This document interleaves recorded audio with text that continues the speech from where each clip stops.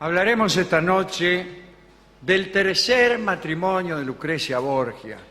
Lucrecia Borgia con Alfonso d'Este, los de Ferrara, ¿no? Ya hablamos alguna vez, o deberíamos haber hablado antes de hablar de esto, de Giovanni Sforza, que fue denunciado falsamente por impotencia. Ese fue el primer matrimonio, ¿no? El segundo con Alfonso de Aragón, del que ella estaba realmente muy enamorada, que fue asesinado por hombres de César Borgia, el hermano de Lucrecia, era Alfonso de Nápoles, ¿no? Bueno, dejemos a Lucrecia o encontrémonos con ella en el castillo de Nepi, a la espera de que su padre, el Papa Alejandro VI, el Papa Borgia, y su hermano Césare, le destinaran un nuevo marido, ya que la tenían, como tenían a todas las mujeres en aquel entonces, o peor, de un lado para otro, como zapallo en carro, cumpliendo las órdenes de los hombres de la familia. Césare eligió para su hermana al príncipe heredero del ducado de Ferrara, Alfonso d'Este.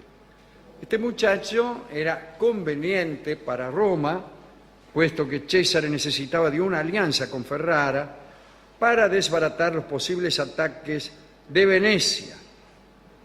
Empezaron entonces las negociaciones, que fueron largas. En agosto de 1501 se celebró la unión por poderes, es decir, que los novios no se conocían y no se conocieron por un tiempo. Había otros trámites. Poco más tarde, dos enviados de Ferrara, Gerardo Saraceni y Ettore Berlinghieri, que eran juristas, se presentaron en el Vaticano para saludar a la futura duquesa de Ferrara. Debían presentar un informe sobre ella y también sobre su virtud, digamos. Todo esto debían presentarlo ante los nobles ferrarenses que querían saber los puntos que calzaba la novia. La hija del Papa les pareció fatigada. Parece que contenta por su nuevo matrimonio, Lucrecia se pasaba todas las noches de juerga en juerga. Dicen que una noche sucedió lo siguiente. Cesare Borgia invitó al Papa y a Lucrecia a sus aposentos del Vaticano. Invitó también a 50 de las más famosas prostitutas de Roma. Después de comer, las damas galantes bailaron con los presentes. Primero iban vestidas y después se desnudaron. Por último, se realizó una exposición de capas de seda, zapatos, bonetes y otros objetos que se prometieron como regalos a quienes diesen a las cortesanas las muestras más numerosas de virilidad. Algunos asistentes que hacían la función de árbitros entregaron los premios a quienes fueron reconocidos como los vencedores. En un punto, los historiadores discrepan. Para algunos, Lucrecia estuvo allí. Para otros, temerosa de que los enviados de Ferrara dudaran de su mesura, Lucrecia se retiró cuando empezó lo mejor. De todos modos, los funcionarios de Ferrara elogiaron la reserva, la piedad y la devoción de la hija del Papa, que según otros marcaba 1,33 la milla. Alfonso d'Este, el marido que le esperaba, quedó entonces contento con la información que se le brindó. Finalmente se hizo el viaje de Lucrecia a Ferrara. Cuenta que Alfonso no tuvo paciencia, esto es clásico, ¿no? Y la fue a esperar a un pueblo cercano de Castel Bolognese, una ciudad fronteriza, a donde Lucrecia había llegado. Ella supo que el enmascarado que se le acercó gentilmente era él, se gustaron. Bueno, después de aquel semblanteo, Alfonso se retiró a Ferrara, donde la recibió oficialmente y donde se hicieron las fiestas nupciales. Terminados los festejos, Lucrecia se retiró a la alcoba nupcial. Mujeres, prelados, parientes. ¿Es prelados o pelados? No, será... O sea, se trata de mujeres, parientes, escribanos y príncipes que estuvieron en la antecámara acechando los ecos de las bodas. Sí, Y se comenta que Alfonso se reveló como esposo galante, expresándose en 3 combates exitosos. Pero eso, ¿quién lo vieron? ¿Prelados o pelados? Prelados, que también... Y también pelados. Pueden ser pelados. Incluso hasta puede que un prelado sea, Sí. de un modo casi sobreactuado, pelado. Bien, Alfonso era un hombre moreno. ¿Qué tal, moreno? Con textura fuerte, apasionado por los cañones, así que váyale tomando el peso. También por los caballos, los perros y los torneos y otras estupideces. Tocaba la viola da gamba, le gustaba pintar porcelana, era un hombre a veces extravagante, le gustaba andar desnudo por la corte y se divertía corriendo algunos riesgos, por ejemplo, andar desnudo por la corte. Una vez soltó en la plaza del Duomo un toro furioso que fue perseguido por los perros y provocó accidentes mortales, mientras él se reía desnudo, contemplando desde un balcón del palacio. Cuentan que Alfonso tenía todo un harén y dedicaba a sus ocupantes el tiempo que le dejaban sus asuntos de Estado, las guerras, qué sé yo. Era muy poco selectivo, le gustaban todas, pero una vez casado, ninguna lo distrajo de sus deberes conyugales, que cumplió con puntualidad. La puntualidad es una virtud de relativa importancia cuando hablamos de cuestiones relacionadas con el erotismo y el éxito venéreo. No es algo que se tenga en cuenta en general. No sé si hacerlo a las 5 en punto es mejor que a las 5 y cuarto. Lucrecia se hacía la distraída respecto a los amoríos que tenía su esposo.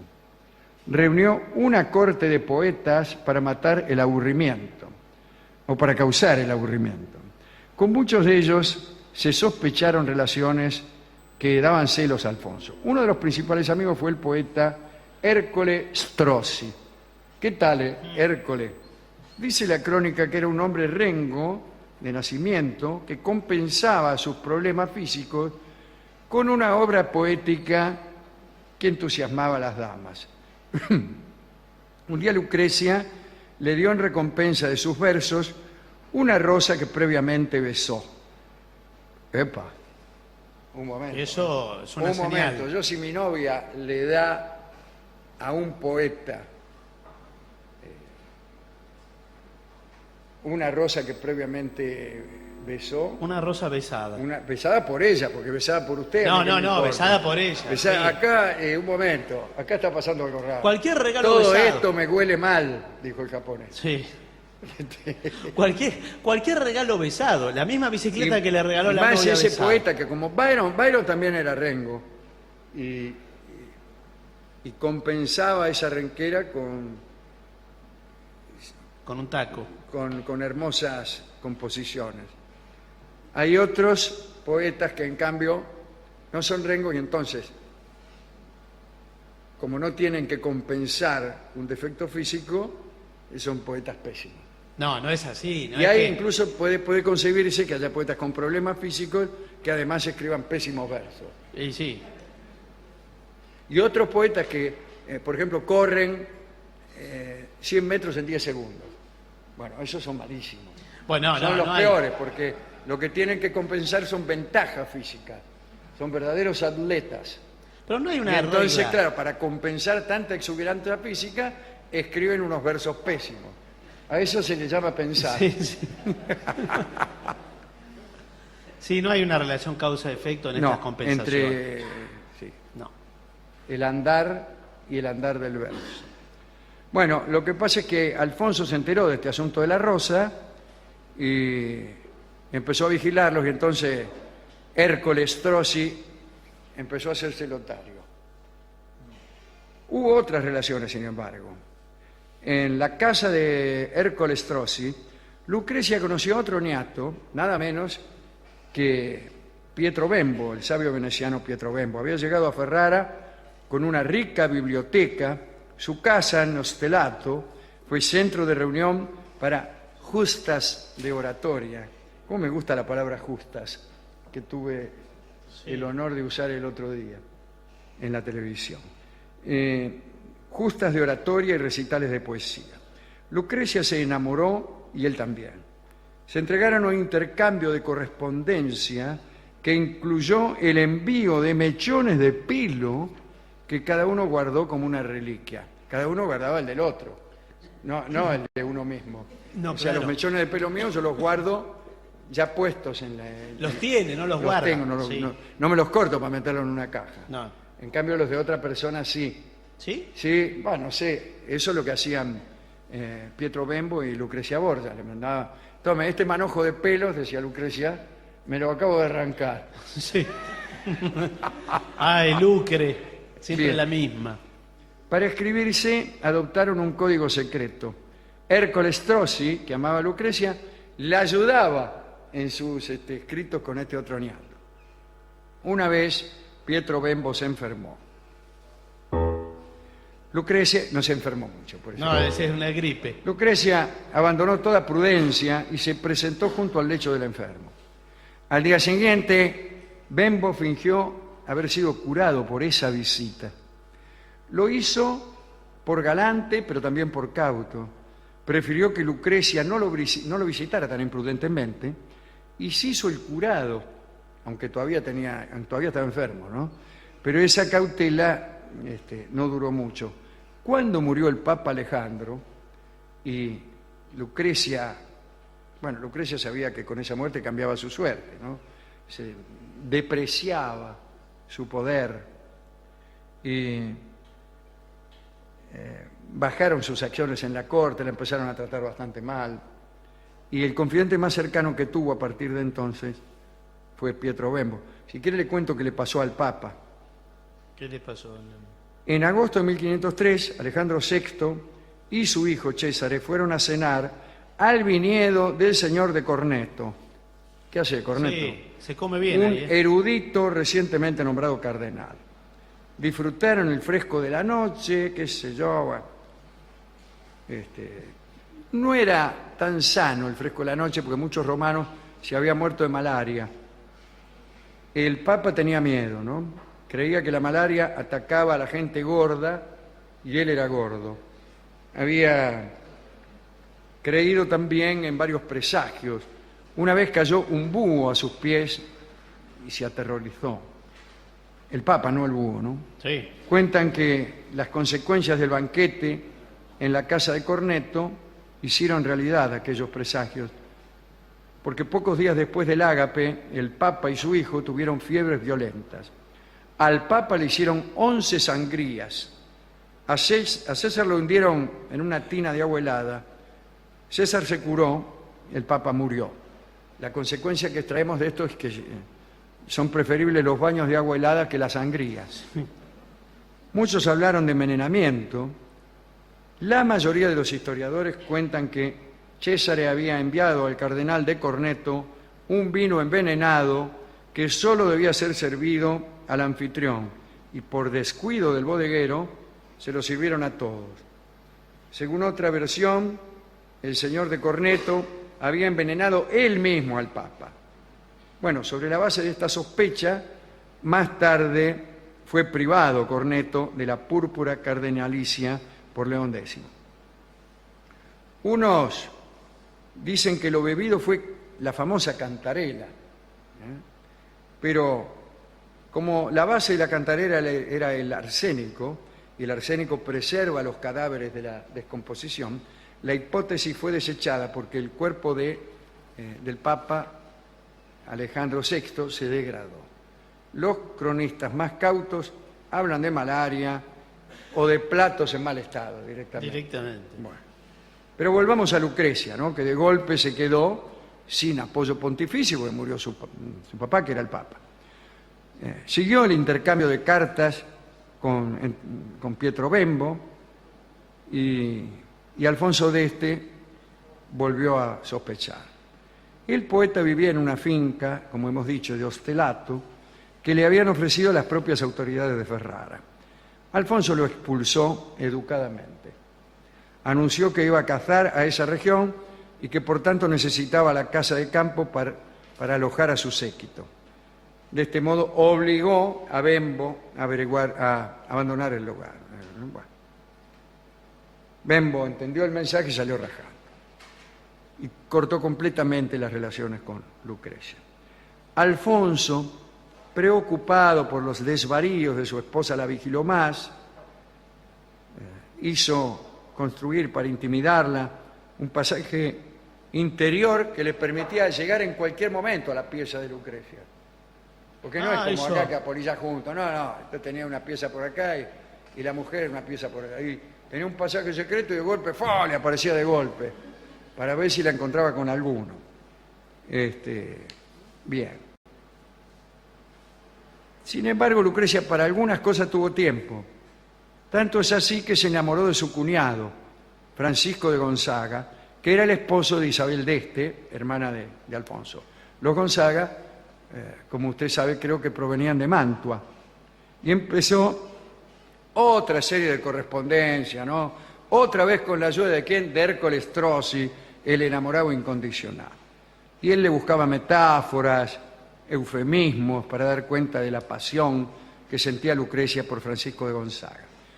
Hasta que un día Alfonso descubrió las cartas. Como no le convenía atacar a su cuñado Francisco de Gonzaga por cuestiones políticas, atacó directamente al que los ayudaba, a Ercole Strozzi.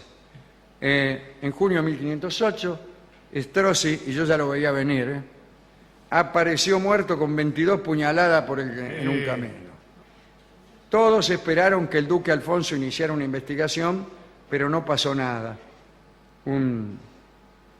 Hicieron un fastuoso funeral que reunió a todos los intelectuales ferrarenses, pero no apareció funcionario alguno, no fueron. Los Strozzi y los Gonzaga ofrecieron una recompensa por la cabeza del asesino, pero nadie encontró nada. Poco más tarde murió Césare, el hermano de Lucrecia, y luego Francisco de Gonzaga, roído por la sífilis, y mejor todavía por la sífilis.